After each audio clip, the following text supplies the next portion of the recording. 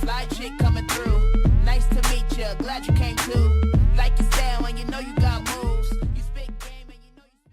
Welcome back, everybody, to another episode of the Fast Lane Collective. I am your host, Brianna, with Yasmin and Daniela here, and oh my gosh, I just have this feeling that this episode is going to be spicy. We have so much to talk about, not just the obvious things that you're thinking of right now, which all what happened to go down at the Spanish Grand Prix this weekend. We've got news that's spicy. This episode is going to be jam-packed with a lot, so make sure to get comfortable, get yourself a drink, get in a good hoodie, turn up the volume in your car, because this is going to be a good one. First, let's start off with saying hello. Hi, everybody. We are a full squad here today for this episode. We've got Daniela and Yasmin. Daniela, how are you doing? How are things going on in the Formula E world? Good. We have just had 2 races in Shanghai.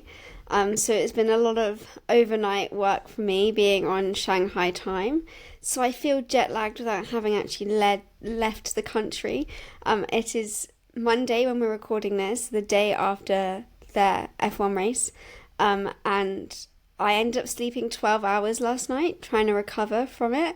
I still feel like I am on Shanghai time. I think it's roughly like 2:30 in the morning for them right now at the time that we're recording this, which is like 7:30 UK time. So I do feel a little bit weird. Like I feel like I'm awake at a really wrong hour. I'm not, but it's fine. And we're going to power through. That has to feel so weird, feeling like you've gone somewhere jet lagged, but you've actually only gone to work and come back. That sounds like a strange feeling. Yasmin, are you also jet lagged? I don't know. Like, is this just... I feel you, Daniela, as someone who does night shifts as well. It sucks. The day after, you kind of just feel like time just goes past. You don't know what time it is, when you last ate, should you eat dinner now? Like, everything just gets confusing. So I feel you, and yeah, I feel bad. So try and get a nap after this. Naps are key. Naps are key. Taken from Yasmin, who's a pro at this whole night shift working situation. So if you work night shift, take your advice from Yasmin. She knows what she's talking about. All right, we're going to jump right into the news this weekend because there's a lot going on off track. Some on that we've put into the news, on track news. But let's start off with this week's big shocker and surprise. Lance Stroll withdrawing from the Spanish Grand Prix after qualifying to what they're reporting to due to ongoing pain in his hand that upon doctor recommendations he needs surgery and he could be out for several weeks, including him missing a couple of races possibly. This is interesting, also really bad timing. I saw a lot of people on TikTok being like, why is nobody racing? Why is Felipe Drugovich not racing in the race in place of Lance Stroll? Well, if you didn't know this, it's in the rules of the FIA that if you participate in qualifying and drop out after qualifying, you can't have somebody take your place. Whoever participates in qualifying has to also race the next day. You can't just fill in that seat with whoever you want. So that is why that second Aston Martin car was not going around the track in Barcelona on Sunday. For those of you who are a little confused by that, just felt like that needed a little disclaimer there. But Daniela, when you saw this news, were you surprised? Obviously, Lance having that injury to his hand last year and having that phenomenal comeback that he did, such quick recovery. Did that kind of pop into your mind when you heard that he was going to be out due to this extreme wrist pain?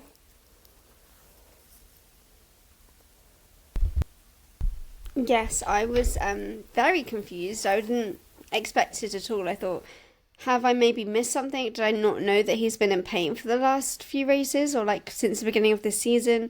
Because the last thing that I knew was that, you know, he had his surgery last year and then was back racing and everything was fine. So I found it quite out of the blue. But then I thought, well, maybe we don't know this because he's not been a big story this year. So it hasn't, like, maybe if he's mentioned it in interviews, maybe it just hasn't been picked up, or maybe he hasn't even really had that many interviews to have even said it. So I thought, okay, I might just have completely missed this. And I hope that he's okay, but it's a shame that they've announced this after qualifying, because as you said, Brianna, as soon as qualifying's happened, you then cannot replace the second driver. So I found it to be weird timing from them. And also in addition to the rules stating that they couldn't replace him, there actually wasn't anyone to replace him, because I believe Felipe Drugovich wasn't there. Their other reserve driver, Stoffel Van Dorn, was at Formula E in Shanghai. And Jack Crawford, who is racing in Formula 2, doesn't have enough super license points yet to jump in that seat. So I was kind of like, this is really not looking good for them, because if what's going to happen if he takes longer to recover, looking at the next few races, who's going to replace him, because all of these drivers have got other commitments. But it's been announced, kind of, I don't know if it's officially, but I've seen it in the news, that Felipe Drugovich has said that if there is a clash, which there is going to be a clash between Le Mans and Formula 1, he would prioritise Formula 1 over Le Mans. So hopefully if Stroll is out of the car for the next few races, then Felipe Drugovich will make his Formula 1 debut and jump in that car. But yeah, overall, I was not expecting this at all. Made me very confused as to why it was announced after qualifying, because surely if he had been in this much pain for a long period of time, they would have made the decision prior to qualifying, so then they could have looked into another replacement. I don't know what they would have done with that, but they would have come up with another way of having someone else in that car, and then they could have potentially gotten more points. As we know, points lead to money, and right now Aston Martin really, really needs some points. Yeah, you're right, Daniela. Aston Martin is currently sitting in lowly at the bottom in 9th place in the Constructors' Championship with only 16 points. I was surprised by the timing of this as well. I found it strange, especially if they've known about this pain for a while. Maybe they haven't released it to the media. That would make sense to me, because you never want to let everybody know that your driver is not doing so hot. You kind of want to keep that under wraps if you can, so no one tries to kind of take advantage or sees a weakness, if you will, in the other team. But yeah, I was very surprised by this. It seemed weird. And if they knew about this ahead of time, why wouldn't they just make the call before qualifying to save hopefully a chance at some more points? And then I saw the BBC reporting something interesting, and I haven't seen a ton of people reporting on this, so again, I do want to state this is a rumor. It has not been confirmed, but the BBC Sport did report it, and it says this: the Canadian is said by sources to have damaged equipment in the garage and sworn at a team member after being eliminated at the end of the second qualifying session, in which he was about a half second slower than his teammate Fernando Alonso. Asked to confirm Stroll had lost his temper in this way, an Aston Martin spokesperson said Lance was upset. The spokesperson said the injury and the episode in the garage were unrelated. An Aston Martin source later denied anything was broken or that Stroll swore at a colleague. Now, even though this has been quote-unquote denied, this is interesting and could explain the strange timing of Lance's dropout of the GP. Yasmin, do you think there's any truth to this report from the BBC? I think there has to be some truth to it to be reported. Very interesting. And I'm not surprised at all. I mean, we saw it, I think, a couple of years ago, where Lance Stroll had that hissy fit. And it was big talk around the paddock of he needs to control his temper, which other drivers this race need to control their temper, which we'll get to later on. But it's unacceptable to be, throwing things and shouting at team members who are just trying to do their job. But I definitely think it probably does have a correlation to each other of why he wasn't racing. Because I kind of thought everything was okay with his wrists after the surgery that he had, and he talked about, how he was feeling a lot better. And of course, we don't know how they're feeling day in, day out. And like you said, like Lance Stroll, we haven't really been talking about him too much, and he hasn't really been in the news at all. It's more his teammate that's been in the news. So, yeah, an interesting one. But again, not surprised. I'm just, like most people, I just wish we could replace Lance with another driver, but Yeah. that's another conversation. I would not be shocked if this rumor is true. It kind of fits behavior that we've seen from Lance Stroll in the past. And it's giving spoiled daddy's money vibes. I didn't do well, so I'm going to throw a hissy fit, and it's everyone else's fault but mine.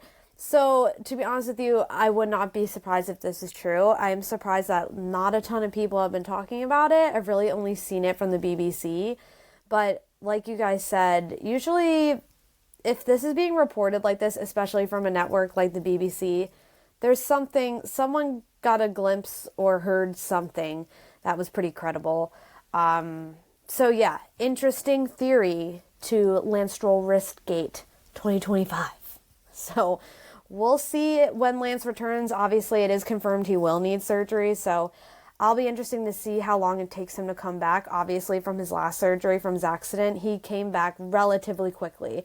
Everyone was very surprised at how quickly he recovered and was able to get back in the car and drive again. So we will see, but I definitely think we'll be seeing Felipe Drugovich in Canada, which, Daniela, I know excites you because it's the year of the rookie this year, and we're going to have a new one thrown in the mix, so that has to be exciting. And it's really, really great to hear that he's going to prioritize F1 over Le Mans because, honestly, smart move, kid. Like, this is your chance. Take it. Le Mans can wait, and hopefully you'll get another chance to do that again soon. So let's move on to some technical regulation changes for this weekend. If you didn't hear, the regulations around the very controversial flexi wing went into place this weekend. So before, the regs were that your front wing could be flexible by 15 millimeters. They have now lessened that to 10 millimeters. A lot of talk at the beginning of this weekend whether these regulations would put some teams at a disadvantage, specifically McLaren. Everyone has been calling them out for their flexi wing and flexi other things that they're seeing on that car. So at the beginning of this weekend, I honestly was kind of like, I wonder if this could really make a difference and change in performance. Daniela, in your opinion, after seeing the race this weekend, do you think that this regulation change that took place at the Spanish Grand Prix changed anything?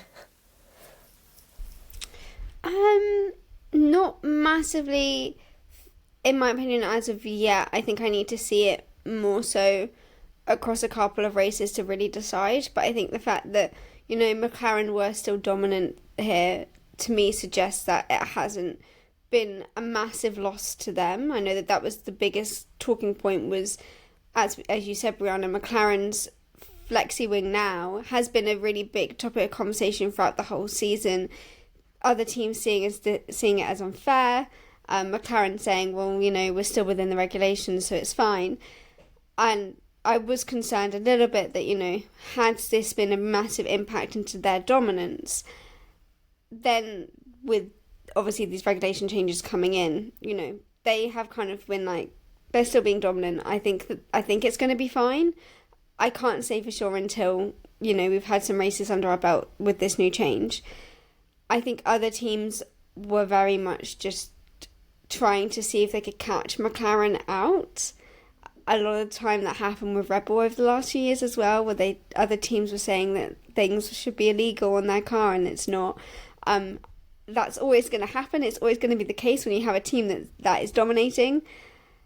So for now, I don't think it's going to be too much of a massive change. But as I say, we've only had one race. I can't really go off of that. I need to see it in action further along throughout more races.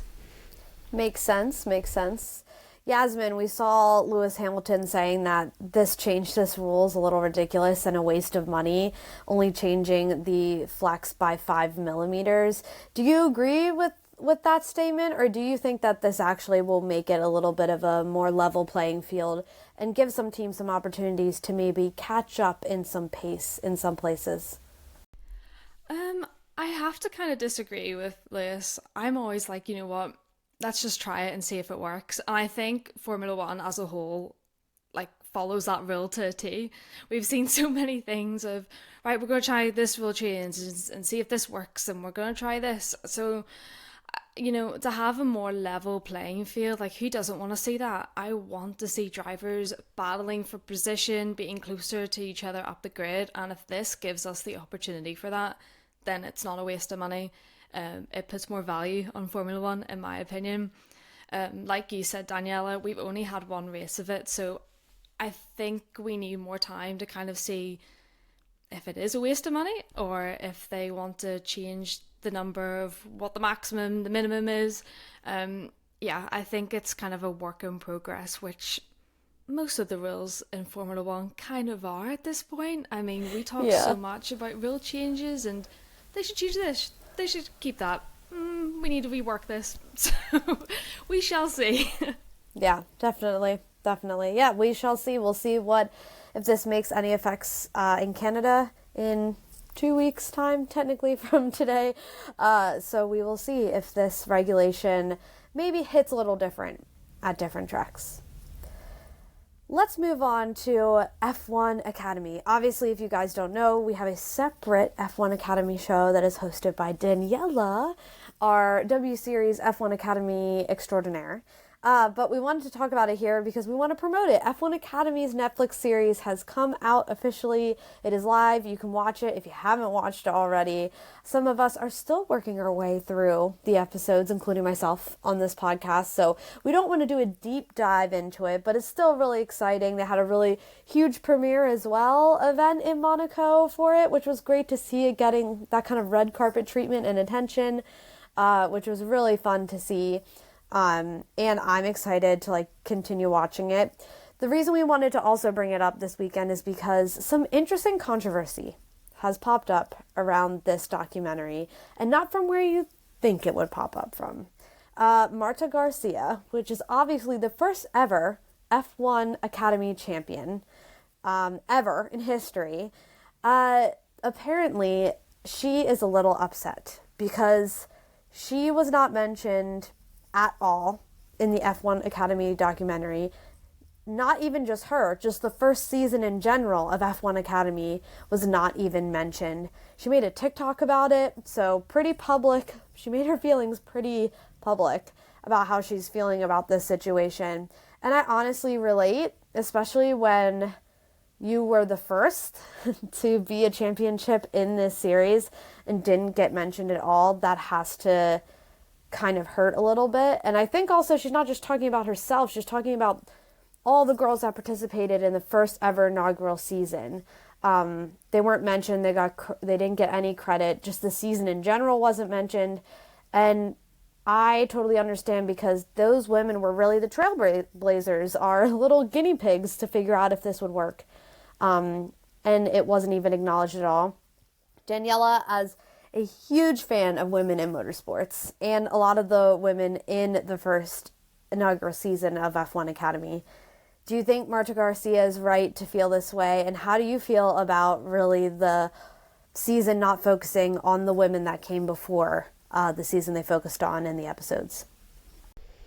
Yeah, I think that she's valid to feel that way. I had heard that they had filmed bits of the 2023 season. I will put my hands up and say I have only watched the first 2 episodes of the documentary. I have loved the first 2 episodes, but because of my work commitments, I had to put it on hold. I couldn't watch the whole thing in one go like I had wanted to. So I don't know what actually is covered, but in the first 2 episodes, as far as I'm aware, there is no footage from 2023.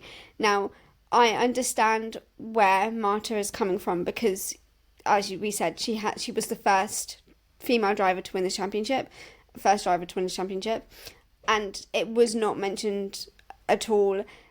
I think the reason behind this is the 2023 season was a very different season to what F1 Academy is now. They had no broadcasting rights. Fans could not go to the Grand Prix. There literally was nothing going on. It wasn't part of the F1 calendar. It was very, very different to what it is now. There was no coverage. There was no media coverage. We didn't really know what was going on, apart from we would get highlights that would be put out a few days after the race on YouTube, I believe, and then we could see the live timings. That was all that we got from that season. We had no idea actually what was happening. We don't know what that season really looked like, which was for me such a shame. I remember when we were previous podcast, we were called Cross the Pond Sport Motorsport. We talked about this on there, saying like, oh, we really wish that we could be able to watch these races. We don't really know what's going on. So I hoped that a bit of it was going to be covered by the documentary series. Unfortunately, that has not been the case at all. So even now, we still don't fully know to the extent of what happened that season, only the highlights from it. So I'm kind of gutted that we didn't get to see parts of that. But I understand why, because the storylines weren't really there. Like, it was mostly about last season, Abby's dominance, the storylines that unfolded behind the scenes from the second season of it. But I do think they could have at least mentioned it. They could have. It felt the first episodes that I've seen, there was no mention that this was its only second season. I thought they were going to mention that it was its second season, that it had a first season, that Marta Garcia won, and we didn't get a single element of that at all, which I found quite disappointing. And I can understand that, you know, if I was Marta Garcia, I'd probably feel the same way. Like, I won that championship and you've not even mentioned me at all. If it was a championship that's been going on for 75 years, like Formula 1, for example, obviously they're not going to mention every single champion, but it was its second season. It had blown up massively with the contributions of F1 and other sponsors, but I know that it obviously, as I said, is very different because you did have this massive involvement from Formula 1 that you didn't have before, but without Marta Garcia winning that first championship and without that first season happening, they wouldn't have got to a point where they would be having these F1 sponsors, and it wouldn't have blown up as much as it did. They wouldn't have even had the opportunity to have done the documentary series if they hadn't have had season 1. So they needed to have really have mentioned that, you know, this is what happened, Marta won.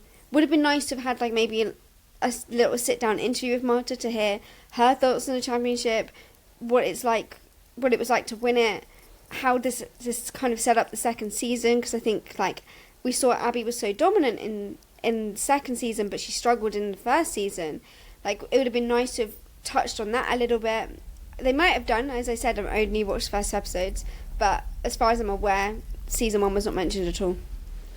Yeah, it is interesting, and part of my thought was, well, did they not have, like, were there some legal things going on there? They weren't able to use what footage they did have from the first season, and there's just difficulties, like you mentioned. There was no like paddock for people to go walk through. There were no fans there. So there are a lot of missing pieces when it comes to a storytelling perspective that would have been missing. But I agree with you, at least mentioning the girls that came before, who paved the way, who were the guinea pigs for this, should have at least been mentioned. And at least like a recap of season 1 would have been nice, just to like put us in current day as to like what's gone on.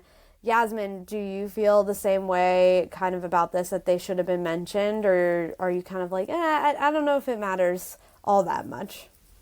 I 100% think we should have mentioned the first season of F1 Academy, even just to show how much it's changed and how much it's developed. It would have really given a good insight to viewers, especially fans who don't know a lot about F1 Academy, you know, to go, oh, like, this is starting to really pick up and giving these women more of a spotlight. And, you know, like you mentioned, Danielle, like, we couldn't even watch a full race. It was highlights, and that's how you knew what happened. You couldn't watch it live. So I think things like that could have really enticed the viewer. And again, like you said, like, even a quick recap of the start of the episode, and, you know, have Marta Garcia, maybe some of the other drivers, to talk about how hard their journey was until F1 Academy and how F1 Academy has come so far. But no, unfortunately not. So I definitely understand Marta's frustration, because yeah, like, you worked hard, you won the championship, why aren't you being mentioned? So frustrating, but hopefully we see maybe a glimpse of her talk about it throughout the season, or next season even.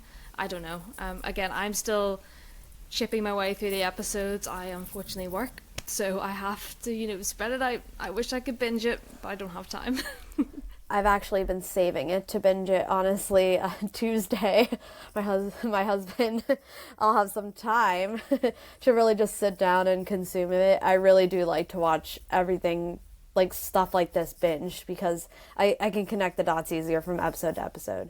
But yeah, I really am shocked that no one is talking about this, that no one is talking about the fact that the first inaugural group of women who are in F1 Academy were not mentioned in the Netflix series, and at least the first ever champion of F1 Academy was not mentioned. And I'm just shocked that we haven't seen more people talking about how vocal Marta Garcia has been on social media around the fact that she wasn't included, she wasn't mentioned, she wasn't even, not even a sprinkle of anything about her or all the girls that were in the first inaugural season. I think she's definitely in the right for feeling the way she does. She has every right to feel that way. And I do think when it came to promoting this sport and making the documentary, this was a huge miss on F1 Academy and Netflix's part. So take notes, Netflix, okay? We would like to see the stories that came before this second season. We want to know, we want to see it. At least give us a Marta Garcia interview, for God's sake. Like, she is a world champion of F1 Academy. So, just saying.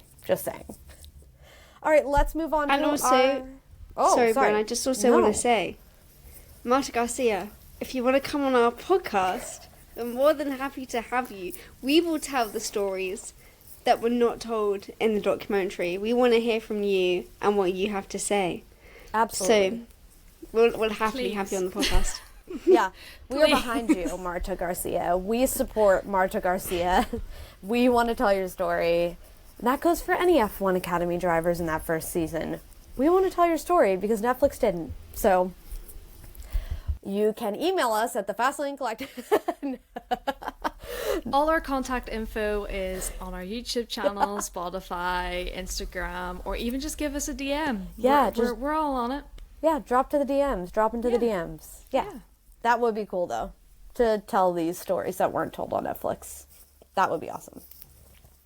Well, last but not least, for our final story of the news, a man that hasn't really been in the news that much, more in the news when it comes to speculation as to if he will be returning to Formula One. And of course, I'm talking about the infamous Checo Perez. I just saw this weekend that he was hosting some sort of event in Mexico with a large crowd. It was around Formula One or just technology in Formula One. And he kind of was teasing, to the crowd. Obviously, a lot of people have been speculating that he might be joining Cadillac for their inaugural season on track. This would make some sense. And we all know that Checo Perez comes with a lot of money and a lot of sponsors, which a new team to Formula One would need. But just to quote something he said on stage to the whole crowd, he said, "No, I have not closed the door on my career. I have no doubt I will return." And of course, he was talking like, for the future, maybe in the future. But he sounds pretty confident he's going to be returning. Yasmin, do you think we're going to see Checo Perez in a Cadillac fire suit anytime soon?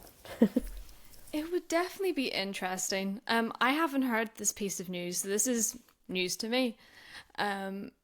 Of course, like you mentioned, Brianna, he comes with a lot of money, and that is why he stayed for so long in Red Bull, even though he was not doing the best, and we wanted rid of him for quite a while. No harm, love you, Checo, but you needed to go. So I understand that they would want someone with experience, especially with a new team. They want maybe more of a team leader, someone who knows what they're doing and can tell them what's right from wrong. But I just don't really want to see him back in Formula One. I feel like we've been there, we've done that, and I, like the rest of you guys, kind of just want new drivers and like new rookies on the grid. And again, might not be working for a new team, but I think if Checo's going to go there, I don't think it would be long term, like maybe a couple of years. And if he's doing really well, then maybe he'll stay. But I think I'm like, yes, I can see it. And also, no, can we get someone else? Thanks. Yes, I can see it. No, I don't want it, is the answer to that. And yeah, I think if Checo Perez does come back, it kind of makes sense to go with Cadillac. It would make sense why Cadillac would choose to go with him with the big paycheck. And he has produced some really great race results for the teams he's been on prior. If you X out the last season with Red Bull, that I personally think has ruined him. But, you know, time will tell. We'll see. Obviously, Cadillac has not announced their drivers. But this one would make some sense to me, for sure. Obviously, he comes with a very large fan base as well, which is also great for merchandise sales, as we know. So, not impossible. Do we want it to happen? Feel like we're on the fence about it. All right, let's move into the race. Let's get into the action, as if the news wasn't enough. Oh, Lord. This Spanish Grand Prix was spicy like Carlos Sainz's Red Hot Chili Pepper. There was so much going on, and this race marks that we are 1/3 of the way through the season already, which is crazy to think. Max has won at this track for the past 3 years in a row. So Max is king of this circuit, as he is of many others. And obviously the drivers all know this race. The drivers all know this track very well because testing, obviously, at this track, everyone's very familiar with it. So we often get some very, very good racing at this track because they love driving on the track, but also they know it probably better than any track out there at the moment. They know it like the back of their hand. And obviously, with those technical directives coming into place this week, we knew that could add some interesting results into this weekend. It had interesting results, for sure, but not for the reasons we thought we'd have interesting results.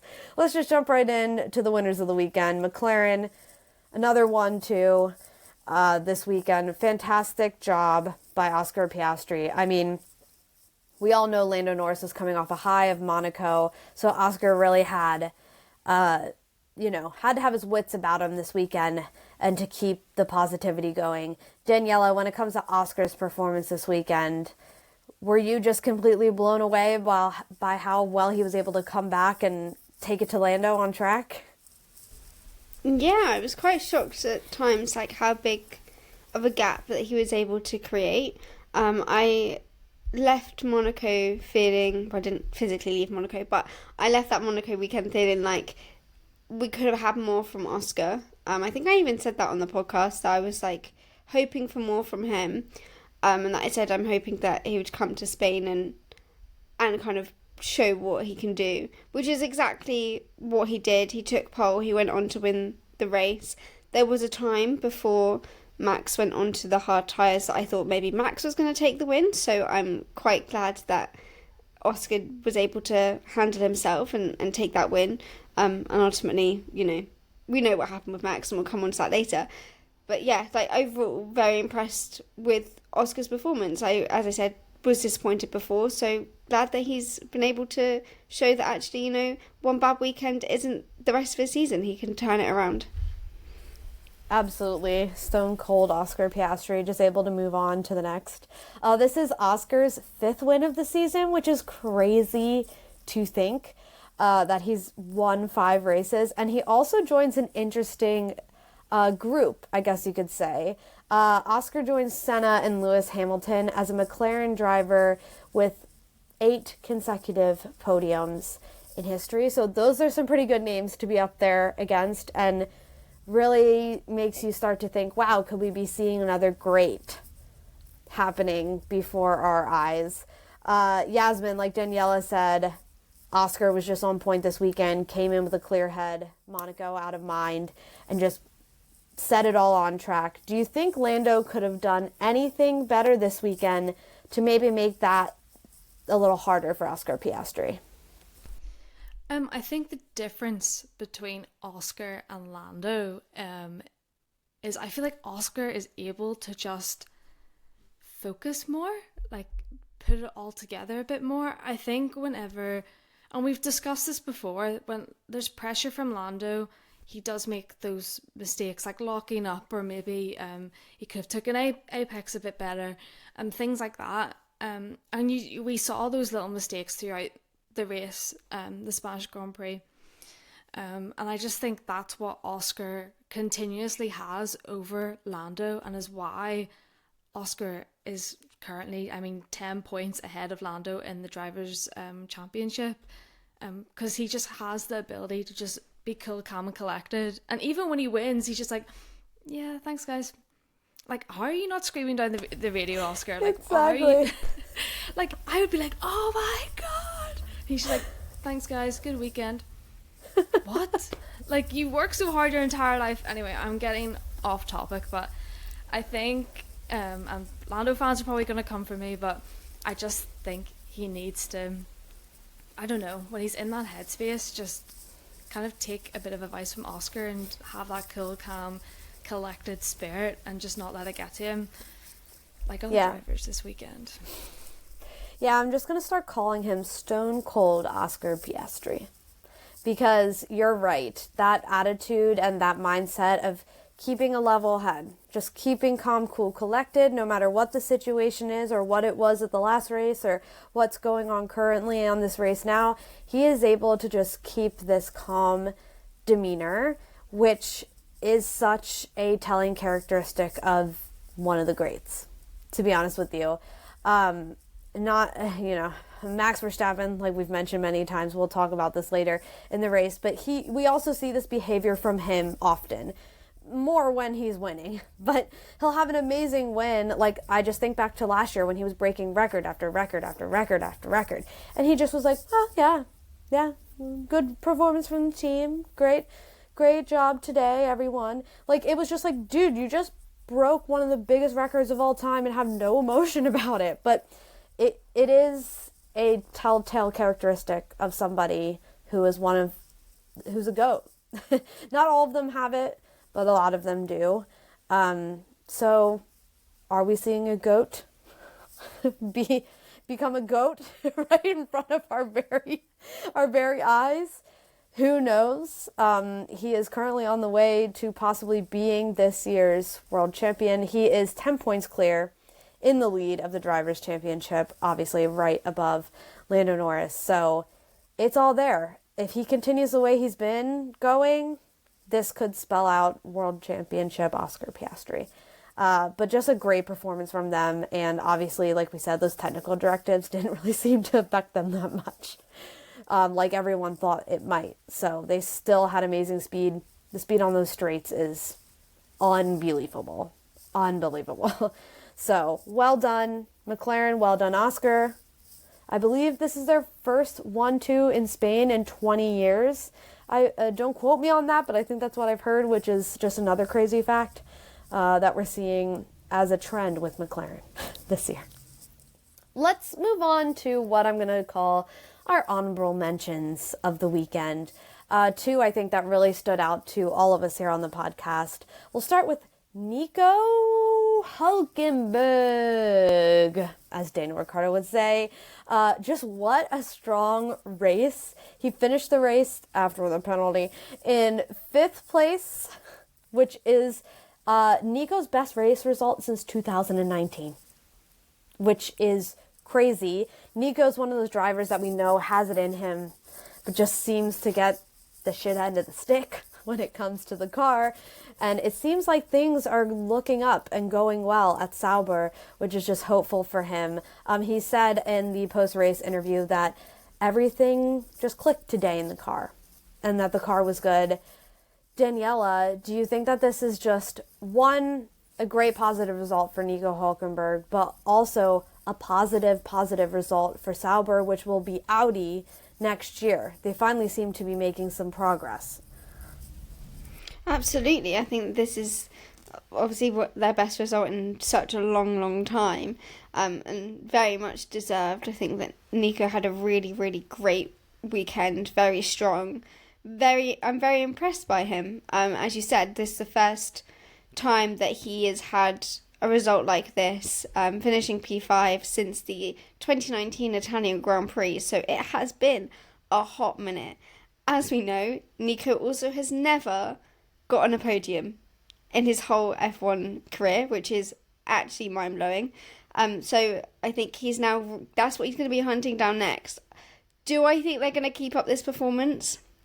I'm not convinced. But I'm glad to see that, even though he doesn't have a very strong car, he was able to push it to its absolute maximum that it can go and take home P5. Like, they need these points, and this is a very valuable weekend for them. And I hope he goes away feeling quite, lifted after this and gives him a little bit of momentum going into the next race. Overall, just a really strong weekend from him. And as I said, very impressed, and was not really expecting it. If you told me that kind of at the start of the weekend, I don't think I would have believed you. Yeah, Nico is showing up more and more in the top 10 than I expected to see him this year.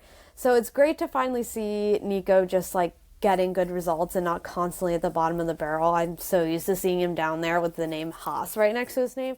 So I'm so glad to see that he's finally getting some results and being able to show people what he can do as a driver, since he's been with teams so long that just have been struggling, not just on track, but off track as well. Somebody else who was performing quite well this weekend, our hometown hero, Fernando Alonso. Fernando, the last time he won at this track was in 2013 with Ferrari. So if you're wondering how painful Fernando's life has been since then, quite painful. This is also his first points of the entire year, finishing at 9th. Thanks, Max Verstappen. So yeah, it was positive for Fernando, a great way and performance to put in his home race, which is obviously very different from his compadre. But Yasmin, are you happy to hear that, Fernando's finally putting some points on the board, but also just some amazing driving from him as well at this track? 2013, damn. Yeah. Yeah. Oh my gosh. And he was in red. Oh my gosh. Like, Fernando Alonso has been racing, I think, before I was even born.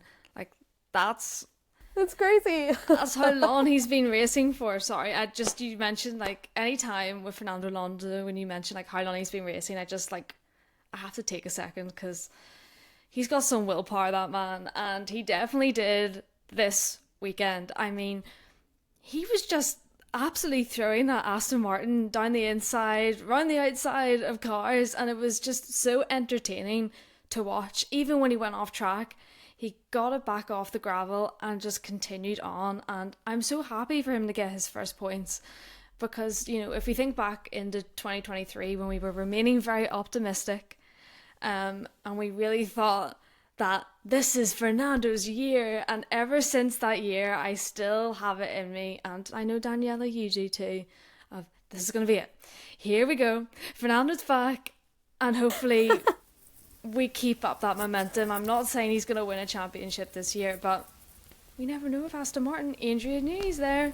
There's still hope. Yeah. He could be the GOAT. So here we go. Yeah. I am glad that you are remaining optimistic, Yaz, because I'm really sorry to say this. As the OG remaining optimistic with Fernando Alonso girly, I have to say I'm not remaining optimistic. No. I am heartbroken and sad that it's taken this long for Fernando Alonso to get some points. He is behind Lance Stroll in the championship standings. And I'm not where I was back in 2023.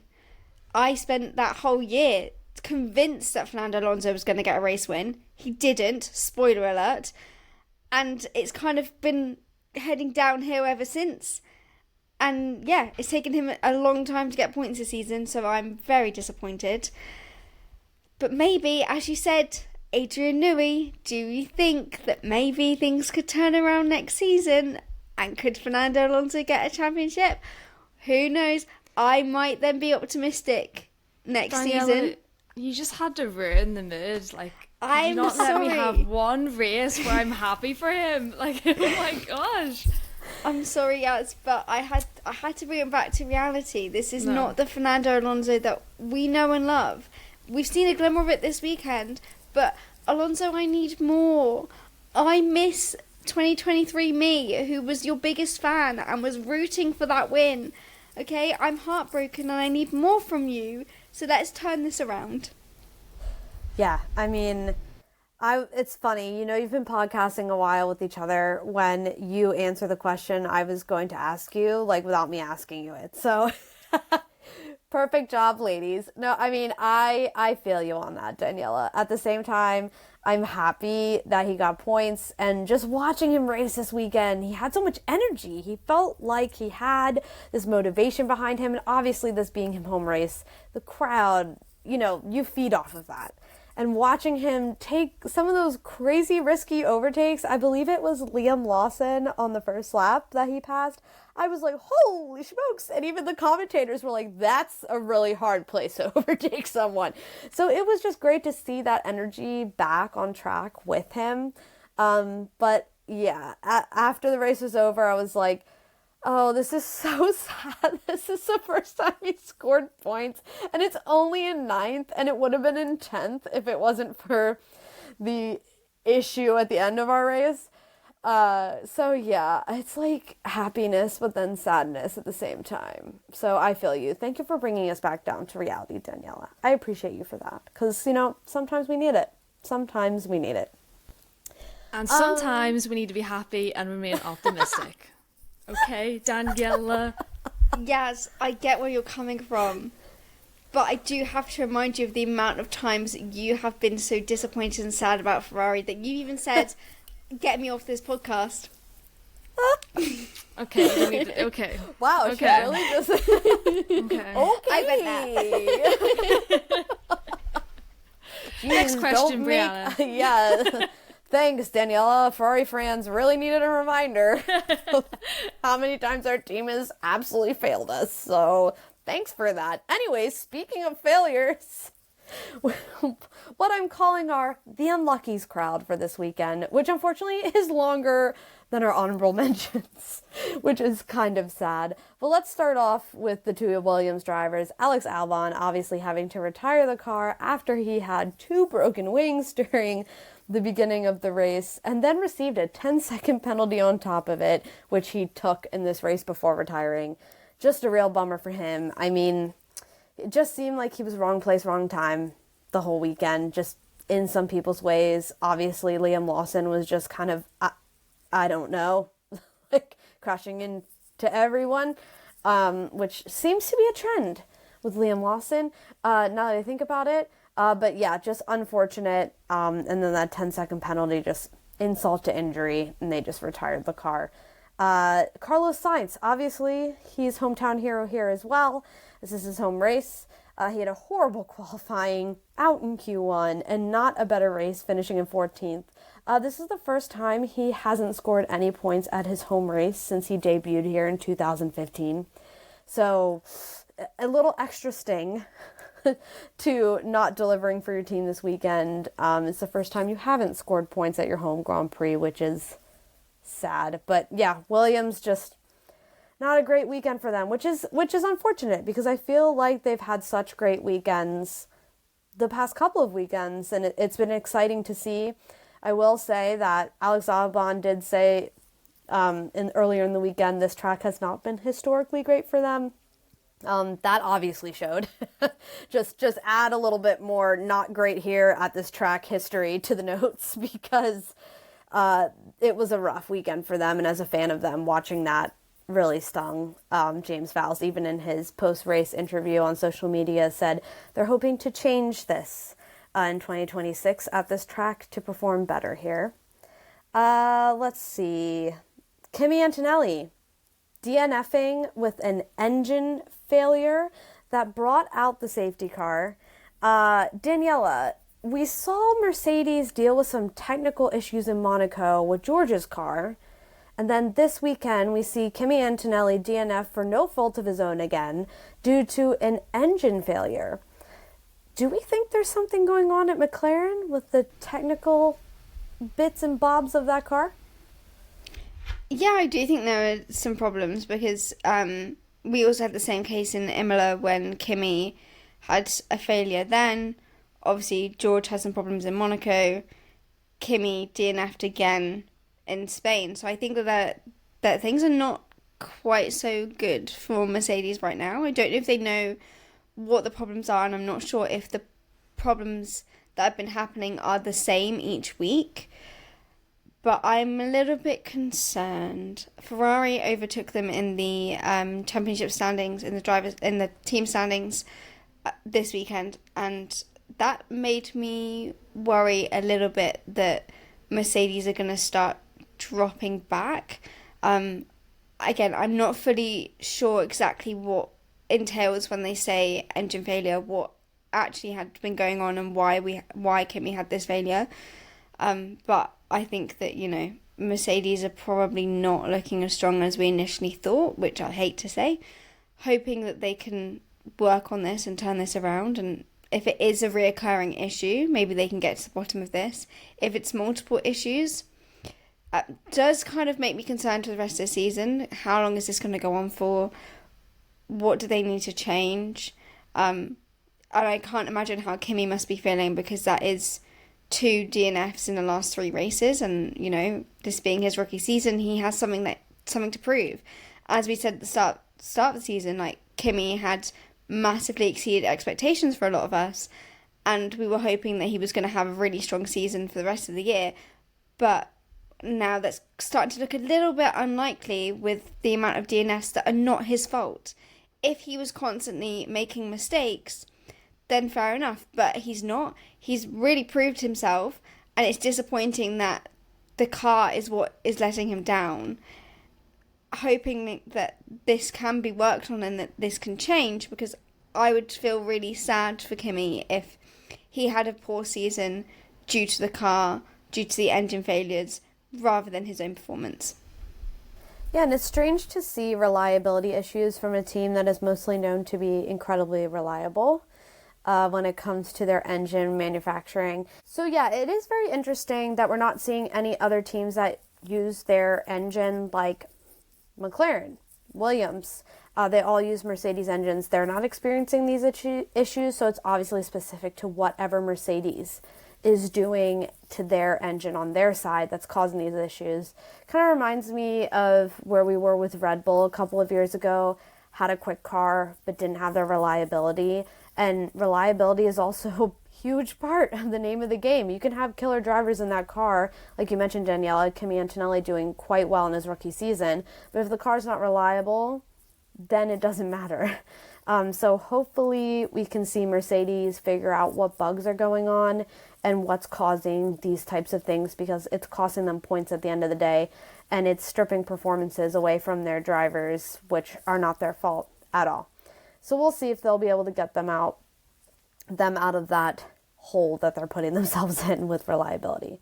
But obviously, this is where the race really took a turn. I feel like the race was still good. The first lap was fantastic. We had lots of overtaking. I felt like the race was relatively exciting. I wouldn't say I was like crazy excited about anything, but it was still exciting. But when the safety car came out, I was like, oh, yes. Which honestly, I don't think any teams were expecting a safety car. It seemed like a lot of teams were caught off guard by this. I always love a good safety car, especially toward the end of a race. It really spices things up, as we know. But yeah, Kimi DNF'd. That caused the safety car to come out. And we saw some teams pitting at this time. Obviously, pretty much a free pit stop for them. What I really want to talk about here in the pit stop I want to focus on at this part of the race is Max Verstappen, obviously pitting his third pit stop of the race, but they put him on hard tires. He was currently on mediums at the time. He was even questioning, why am I on hard tires? Obviously, there's a little bit of a logistics issue. It's the only tires they had left for the weekend. So a bit tricky, a bit of a interesting move from Red Bull that I normally wouldn't pick them to make.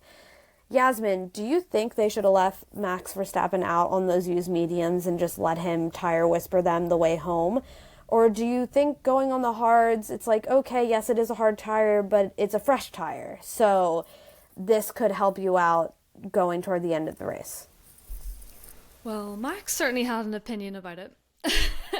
He was not a happy man in that car. I understand where Red Bull are coming from with the hards. Again, their hands are kind of tied. They only really have the hards. It's a new tyre, and with a safety car and the pack being so bunched up, you have to have tyres that are able to, I guess, battle other cars. So I get that. But the hard tyre is a tyre that we've seen time and time again is hard to warm up and hard just quick off the bat and try and fight people, other drivers on the grid. So coming from that perspective, again, I can't remember how old Max's tyres were at that point, but I can understand Max's frustration. You've got warmed up tyres. Yes, they're a bit on the older side, but I think Red Bull should have kept the tyres that he's just had on, just because of with the hard tyre, it's harder to heat up. And again, we were kind of near the end of the race anyway. So yeah, it's kind of a lapse in judgment, let's say, at least in my opinion, from Red Bull, but hindsight is a wonderful thing. Yeah, and you're very right. With that hard tire, it takes a while to get some heat into them, to get them where they need to be. As with any tire isn't just like ready to go as soon as you go onto the track. You have to nurse it into that window of performance, and also make sure when you do your first flat lap on them, you need to not push them too far and not give them enough. They need this very specific window to wear them in, to get them into that spot where they're working for you and giving you the speed and the grip that you need, but also aren't going to start graining quite quickly. And obviously that hard tire caused Max to have quite a little slippy slidey incident once the safety car went in. Daniela, when you saw Max Verstappen's tail end just sliding around like it was on an ice skating rink, were you like, oh God? That pretty much sums up my reaction. I knew that this was such a mistake. So when Max pitted for the second time, I thought, oh, okay, we've got I want to say it was 36 laps left. I thought that is quite a long time to nurse these medium tyres. Are they going to do a 3-stop strategy? As I was thinking this, McLaren say, I think to Lando, but it could have been to Oscar, Max is going to do a 3-stop. And I thought, okay, I'm right in thinking this. So I thought, okay, I'm concerned now because I think this is going to go in the way of Red Bull. And for those who don't know, I'm a bit of an Oscar Piastri fan, so I wanted Oscar to win. And I was concerned, this could really change the game for Red Bull. They could then put Max either on another set of mediums or onto another soft if they had it, and Max was going to be on fresher tyres than both the McLarens, win the race. As soon as they pitted Max and put him on the hards under that safety car, I thought, they got this wrong. They have got this completely and utterly wrong. I'm not concerned anymore because Max is going to struggle on those hards. The McLarens are going to be faster. Yes, he doesn't have fresh tyres because the McLaren also pitted at the same time with him. But yes, they are new tyres, but he's not going to be able to catch the McLarens. He's going to struggle. And I kind of sat there and chuckled to myself and thought, how have they got this so wrong?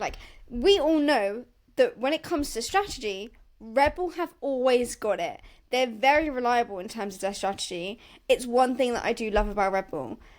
And so I thought, oh my God, how have they messed this up? This is very interesting.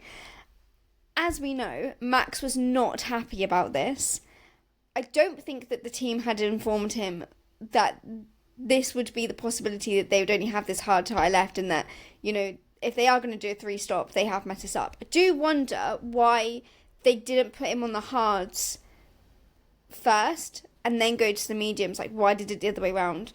If they were going to do a 3-stop, I feel like they maybe should have done it the other way around, but I'm not a strategist, so what do I know? So I was concerned. He then, obviously, sliding all over the place, and I was like, he's not heated those tyres up enough yet. And this is not looking good for Red Bull. And everything that I was thinking, I could just see how this race was playing out, and everything was coming true. Now, obviously, I didn't predict that, he was going to have this moment with George and Leclerc, but I knew that this was the end of Max's race, effectively. I knew that, this is not going to be the way that he wants. I could see what was going to happen with Leclerc and George in terms of them going to catch up to him. That is what happened. And yeah, but before that, when that safety car came out, I thought, okay, if they put Max on either mediums or softs, he is going to try and make a move at that restart. That was my biggest concern. And I didn't need to worry because, quite frankly, the opposite is what happened. But yeah. Yeah. When I saw him sliding around being the selfish Charles Leclerc fan that I am, I was like, no, not Charles!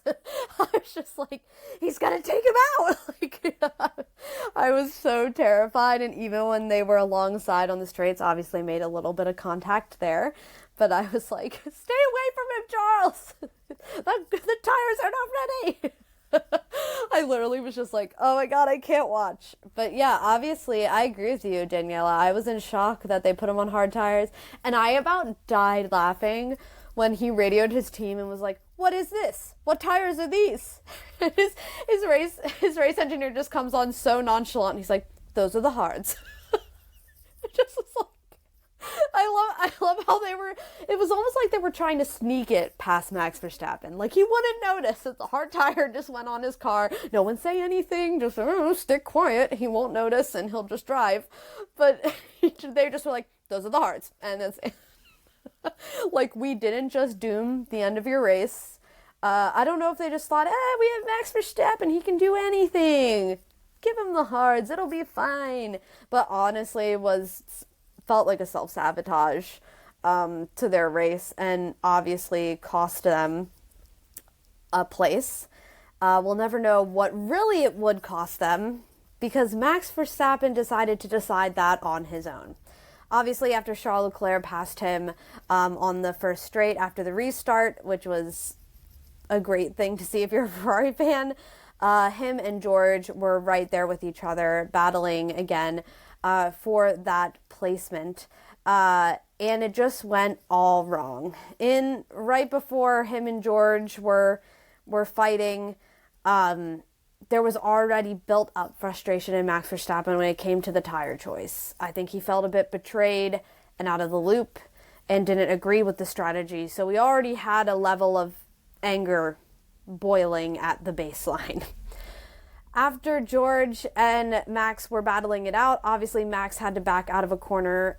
George, they made contact. He went off the runoff road and came back onto the track safely in front of George Russell. His team then gave him orders to give George the place back.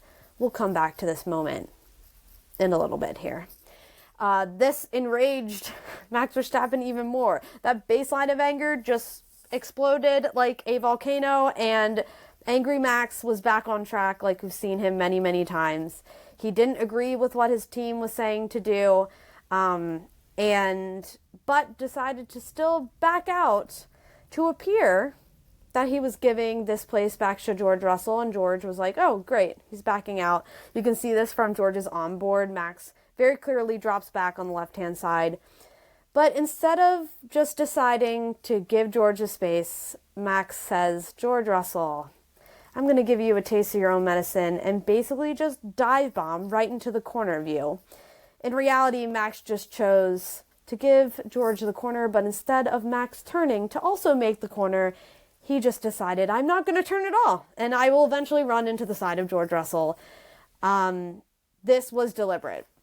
There's no question about it. There's no arguing about it. There's no PR spin on this. It was a deliberate move to ruin George Russell and Mercedes' race. It was done out of anger, out of spite, and out of somebody who wasn't thinking clearly, obviously. Let's talk about Max's actions first. Obviously, this really brings me back to George Russell months ago saying that that's how Max goes racing. If it doesn't go his way, he just lashes out. And when George first made that quote months ago, I thought, oh, you're being a little dramatic. Like, yes, he's a tough racer. He's aggressive, but George. Well, I'm eating my words now because that's exactly what played out on track today. Yasmin, let's start with you. As a fan, watching this happen, what are your opinions? What do you think about Max taking this crazy action, honestly? Next question. Next question. Can't answer. Oh my god. This was the most frustrating. Also, I can only explain in noises because of how annoyed I got at this. I literally, me and my mum were watching the race, and I turned to my mum and was like, did he? And she turned to me and was like, did he just? And I was like, yeah, he did just turn in on George Russell. I was in disbelief. Max, so many people already talk about how aggressive he is, how we need to enforce more rules because, you know, Max gets away with so much. And he literally just put it out on a platter of people, like, proving people right. And I think that's what irritates me the most is Max has the talent. He's an amazing driver. There's a reason why he's won so many championships. And, you know, he was so young when he went into Red Bull, and he's been through so much and deserves the wins and the performances he puts out on track. But why? Why ruin your reputation like that? It's just, oof. And I'm grateful that he did it round a corner, because if he was to get angry like that and to turn in on Russell in a straight line, it could have been such a more dangerous accident. Deep breath. It's okay. And like the other thing is, you know, he has 11 penalty points over the past 12 months, so one more point and he's gonna get a race ban, and he's gone from 5th to 10th. I mean, I understand you're not fighting for a championship, but there's still a team game. It's not just the Max Verstappen show. You are working in a team, you're with Red Bull. And I feel like I defend Max a lot of the time because I feel like he does get a bad rep. I agree that he can be very aggressive, and I don't agree with what he does all the time on track. But I do think people just kind of have him down to an angry Dutchman. And he's just proven the point, really. And yeah, Max, you need to just shower your head. Go cradle that baby that's just been born, you know. Go see your daughter. Go, you know, have a wee weekend. Go to the beach. I don't know. Meditate. Because you need to reel it in. Yeah. Danielle, I'm going to toss it to you. I think that Max is one of the best drivers that this sport has ever seen. There's no denying that. However, what we saw from this weekend is that Max can still be a little bit immature. I initially didn't like Max. I found him to be very immature. He'd pull moves like this, was a little bit too aggressive for my liking, and I used to really not like him. It's only been within the last couple of years that narrative for me had changed, and that I thought, actually, no, Max is quite calculated. He knows what he's doing. He is one of the best drivers, and I really started to appreciate him and his racecraft. And I had been defending him up until this point and this season, and I wonder if it's because he sees that the championship is kind of slipping from his fingers. He's looking likely like he's not going to win it this year, and I wonder if that started to get to him a little bit. But this is not the first time that we've seen a controversial move from Max this year. One that really sticks out in my mind is him and Oscar. I can't remember what race it was, but it was on lap 1. And he kind of was like, I'm not gonna give the place back because I don't feel like it, like I need to, like it's not my fault. And then he obviously gets penalties, and I'm just starting to think, like, Max, I thought we were past this. Like, you had your moments when you first entered the sport. You were like 17 years old. You were making mistakes. You were pulling out moves that really shouldn't have been pulled out. And I genuinely believed we were past this behaviour. So I'm shocked that it's back, and I'm disappointed that it's back. I didn't like the move that he did. I was really angry at the time. I was sat in the pub watching with my friend. At the time, very tired. I'd literally come off of a night shift, and at that point I'd been awake for 20 hours. And the only thing that was keeping me awake was watching F1. It's why I went to the pub to watch it, because I thought I need to get back onto UK timings. I don't want to sleep now, otherwise I won't sleep tonight. What am I going to do? Go to the pub and watch F1. And there were other people, we were sat in booths, other people in the other booths were laughing at me because how much I was getting angry and getting really into it, being like, Max, why did you do that for? What was that for? And started up a conversation with the other people in the pub all about Max and his driving style. But yeah, I'm just disappointed that Max's behaviour has gone back to this. Thought we were past it. Thought that he had matured enough. Maybe he just needs to go and like touch some grass, and as Yaz said, like spend some time with his daughter, because Max, this is not okay. We don't want to see moves like this. We want to see hard racing, yes, but we don't want to see immature moves that can be dangerous. As Yaz said, if this was on the straight, that really would not have ended well for Russell or for Max. It's just not worth it. What did you gain out of that? Literally nothing. You ended up with 1 point. You could have ended up with no points. What? I understand you were angry that you were not on the strategy that you thought you were on. You were put on hard tyres that you weren't happy with, but that just cost you a podium. And right now, you need points more than anything to stay in that fight of this championship. That was a silly move. I am shocked that he did apologise on social media. He did come out and say he did own up to it, and I guess part of that might have been the team telling him to do so, because he needed to do something, but I wasn't expecting him to. I thought that was it. He said what he said in his interviews. He said yeah, I don't have anything really to say on the matter. It's kind of what all of his interviews post-race, that was what he was saying. So I was shocked that he did apologise, but he must have realised that to an extent he was in the wrong. Yeah, I want to go back to what you were saying, Daniela, about the 10-second penalty, because I think that's the next part of this whole thing. Obviously, the shock that, one, any driver would do something like this, purposely go out to hurt not just another team's race or driver's race, but possibly hurt that other driver. Thank God it wasn't that way and the car wasn't damaged, that George could finish the race and was safe. But to think that someone would be so angry on track to purposely ram their car, not just a little bit, like a lot, into somebody's other car just because you're angry is quite terrifying. And you both are right in the fact that thank God it didn't happen on the straight, because the consequences could have been much more than a couple penalty points and a 10-second penalty. But back to the 10-second penalty, this blew my mind. 10 seconds? That's it? We saw George Russell in Monaco receive a 20-second penalty for purposely doing something he wasn't allowed to do, which was overtake a car on the outside and not get the spot back. So Max Verstappen basically dive bombs into another driver to purposely hurt them and that team, and he gets 10 seconds? I know, obviously, after the race, he was given 3 penalty points, which is obviously a much bigger hit than 10 seconds on track. But the fact that that was the FIA's initial reaction was, that's just 10 seconds. But George Russell overtaking somebody because they're purposely holding them behind on track for laps and laps and laps gets 20 seconds?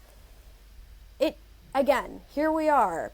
Things aren't adding up. The FIA's decisions are garbage and make absolutely no sense and clearly show their favoritism to who they're loyal to and who they're not. Daniela, I feel like you've got some words about this as well. Yes, I do. I think I agree with you, Brenna. I think it's very interesting that it was only a 10-second time on 2. There was an incident that happened back in 2015 in the MSA Formula Championship, I think that was what it's called, where a driver who I'm not going to name, I don't want to get in trouble, he was in a battle with a driver. They'd had this kind of battle kind of all season. They then, at the start of this race, had a little bit of like a knock-up, and then under safety car, this driver then overtook 10 cars and took this other driver out. like purposefully overtook 10 cars under safety car to crash into this driver, which obviously is very dangerous, could have been very serious accident, like really could have hurt someone. And that person ended up with a 2-year race ban. They end up only having a 1-year race ban because they did end up coming back 1 year later into racing. But that is how serious moves like this are. And we have seen someone get a race ban. Like, a year-long ban. Like, not even just, like, one race. Like, a long time. So I kind of thought, it's interesting that the FIA haven't taken this quite seriously. I kind of was expecting them to have almost given him a race ban for the next race. Like, I wouldn't have been shocked if that had happened. I know he's on the cusp of that anyway because he's 1 point away from getting a race ban. But moves like this are not okay. And I understand that the MSA Formula incident was very different. Like, this person really was like, I am taking this out. But Max's move also still was not good, and he didn't really have time to fully calculate what he was going to do. The other person under safety car did. They had the time to think it through and go, okay, I'm going to overtake all 10 of these cars, and that's going to take time to overtake all 10, so he knew what he was doing. Max, you could argue maybe that was kind of a very quick spur of the moment thing, but I do think the penalty should have been stronger if we're going to see people make moves like this. And if they only get 10 seconds, are other drivers going to think, well, if I'm only going to get 10 seconds of that, then I'm going to do this. And I'm not going to lie, this isn't bumper cars. I want to see hard racing, but I don't want to see people actively crashing into other drivers that could result in fatalities. And I'm not saying that, George could have died from this. That's not what I'm saying at all. But there could be an incident where this could happen and someone could be very badly hurt. Yeah. Funny enough that you mentioned, like, bumper cars. Like, Lando Norris, they obviously saw in the driver's room the replay of the Max and George incident, and all the driver's reaction was instant shock and then silence. They were like, I'm going to shut my mouth. Except for Lando Norris, because he was like, oh, I've done that before on Mario Kart. I was like, oh my god, Lando. Like, Lando was eating up this whole situation. Honestly, he was literally gaslighting George also then in the driver's pen, which there was only one person taking this lightly. It was him this whole time. I mean, he did get second, so he probably wasn't too concerned about everybody else's race. But yeah, you're right. And key word also, Danielle, when you said they're referring to the driver's penalty points, on the cusp. They gave him just enough points not to give him a race ban, but 1 point left until Max Verstappen has a full race ban. Yeah, it shocked me, the 10 seconds. And then apparently they weren't going to further investigate it after. And then we're like, no, just kidding. We'll investigate it now. Like, just the actions at the FIA, I don't know why I'm enraged and surprised at this anymore. But I just was like, you guys are such a joke. Do you guys think it should have been a black flag? Because when I was watching, at least my feed, it was Crofty and Nico Rosberg who were commentating. And the one thing that Nico Rosberg kept saying is, black flag, that should be a black flag. Like, Brianna, I'll go to you first, sure. Do you think it should have been? Yes, I do think it should have been. But, yeah, I feel like we can get to this next, because this is another whole part of the situation that I feel like came into play when it could have been avoided, was the question of, did Max really have to give that place back or not? But let's get into that in a second. But yes, my answer is yes. I would have black flagged it. It called for it, honestly. Daniela? It's rare that I actually agree with Nico Rosberg, but yes, I do think he should have been black flagged and disqualified. If you're going to pull a move on someone like that, then you need to be penalised for it, and more than just 10 seconds. He still left that weekend with points, which I don't think he deserved. people are probably going to be angry in our comments about this. If we use this clip on TikTok, I know that people are going to be angry. They're going to call me a DTS fan and tell me I know nothing. But I don't think that it was fair that Max came away with that weekend still in the points. And as you said, he's on the cusp of that race ban, but he's not getting a race ban. And to me, that doesn't feel fair. But then again, it's the FIA and they never are fair. But yeah, I do for once agree with Nico Rosberg. Yeah, the whole 10-second penalty and then no further investigation and then further investigation, but just 3 points, not enough to actually get your race ban, I think speaks volumes about the loyalty of the FIA and who's in whose pockets, to be honest with you. Just saying. Just absolutely ridiculous. If you literally dive bomb into another driver on purpose, I don't understand how that's even a discussion. Like, disqualification or race ban, I think, are the only two options in that scenario. But like I said, let's run it back to the fact that should Max have had to give the place back to George? And I'm going to echo you, Daniela. The one time I agree with Nico Rosberg, as soon as it came over the radio, hey, Max, you need to give that place back to George. Obviously, Max saying, no, I don't. Like, Nico was like, no, that is the wrong call. Like, Max was in the right. He did, like, come back on track. And the way that was, they were positioned when that incident happened, Max should still have that place. And to think if Red Bull just would have gotten this call right, this whole thing could have been avoided is kind of crazy. So each question I want to ask you guys, and ask you, Daniela, first. Did Red Bull make the wrong call?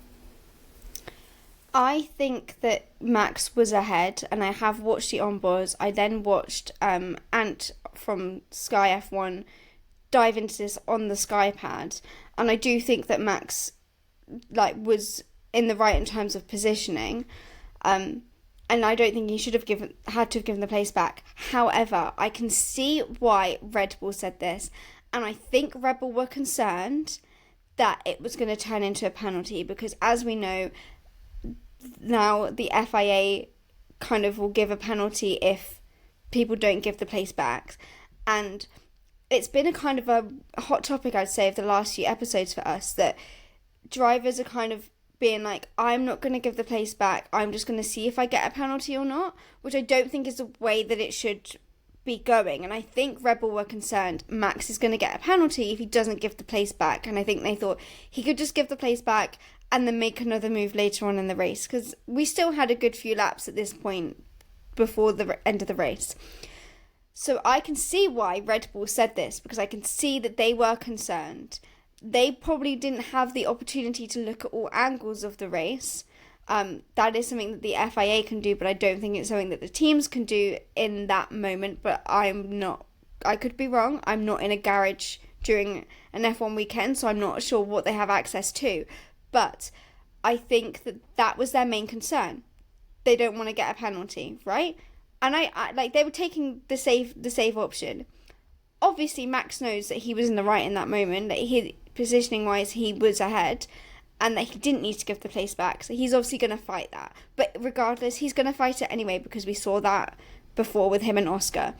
So I think they made the wrong move, but I can see why they made that move. Mm-hmm.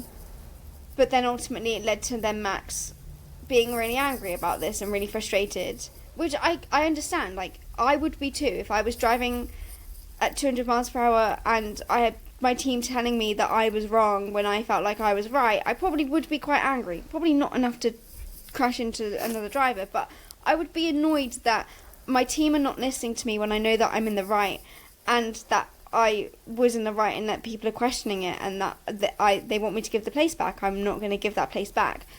But yeah, I can see why they did it, but I also don't think it was right at the same time.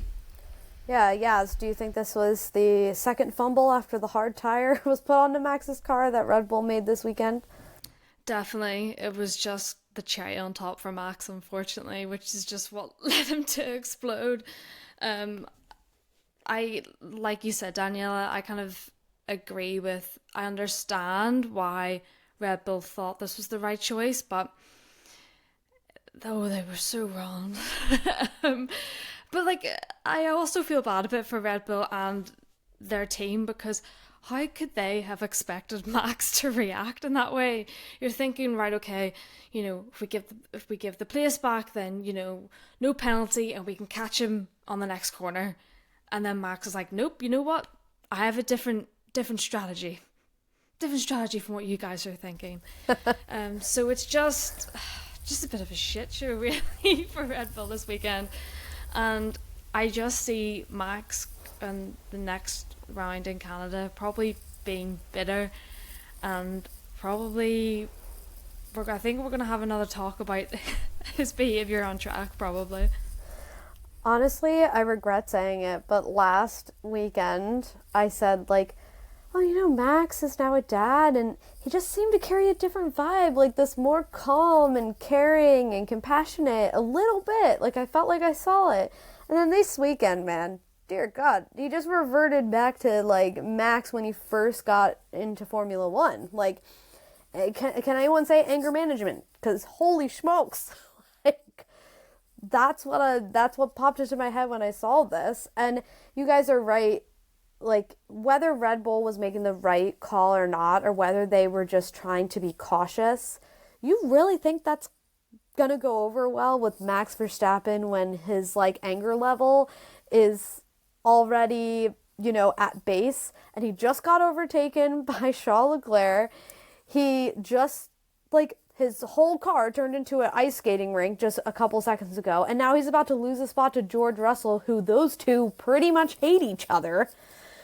And you think giving him a call and saying, hey, would you mind giving that spot back to George, was going to go well? Like, honestly, historically, every time we've seen Max being told to give a place back, whatever that situation may be, I just think back to the Checo Perez situation, it's never gone well. Max never wants to give a place back.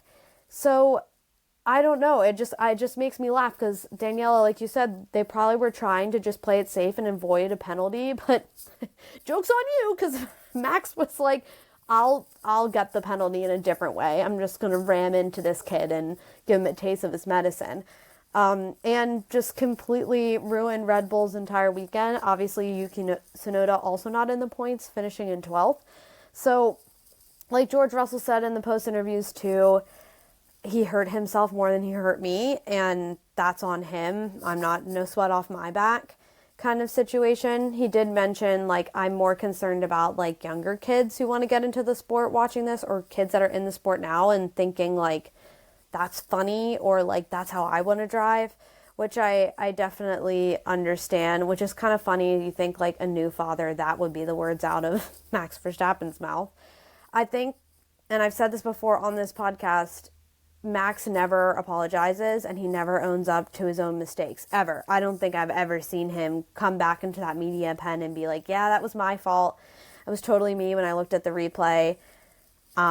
Never seen him do that. So, Daniela, to your point, I was also very surprised by the apology.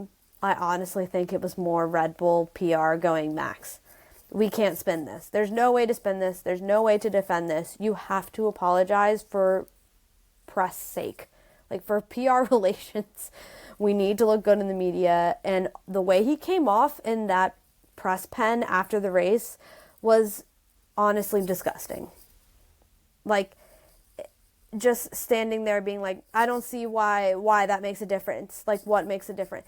Like, dude, you just blatantly went out to hurt somebody, and you're going to then sit there and say, like, it doesn't make a difference. I don't know why we need to talk about this. Like, if you've made a mistake, one, own up to it. Own up to the mistake. It will at least make it feel better and make you look better as a driver. And two, if you are able to do that, it's just better for your career. The Max, like you said, Daniela, earlier, and Yasmin, Max is, there's no question that he is one of the best drivers in Formula One of all time at this point. No one can take that away from him but himself. And by doing things like this on track. everyone will remember him as being a great driver, but also just kind of a really shitty person.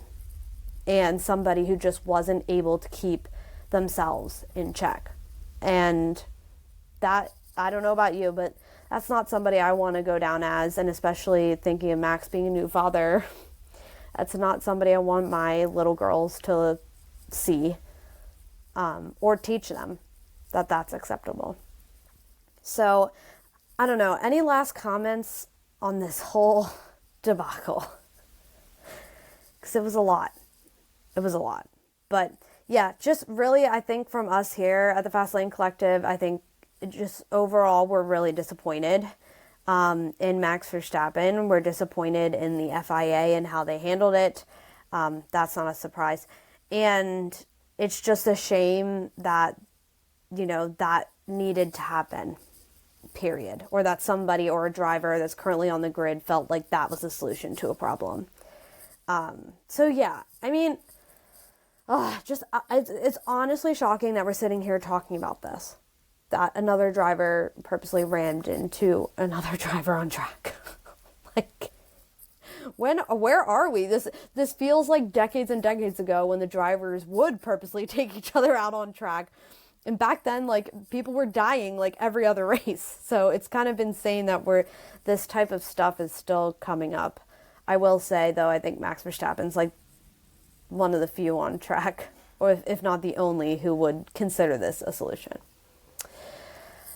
But to end this on a happier note, and as a Ferrari fan, I have to say, well done, Charles. Well done. Get some more points. Like you said, Daniela, they are now second in the constructors, overtaking Mercedes after this weekend. So well done, Charles. And also Lewis Hamilton, just freaking get it together. This podcast has already gone very long, so we'll save that until next race, because I'm sure it's going to come up again. But yeah, Lewis, get it together, bro. Get it together.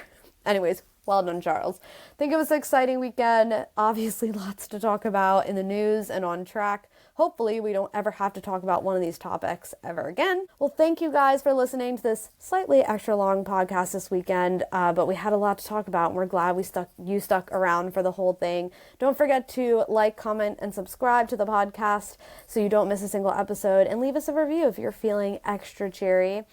Don't forget, we're also over on social media, YouTube, Instagram, and TikTok at the Fastlane Collective _. So if you like to watch your podcasts and not just listen to them, you can check out our videos over there.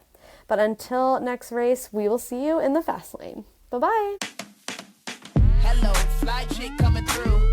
Nice to meet you. Glad you came too.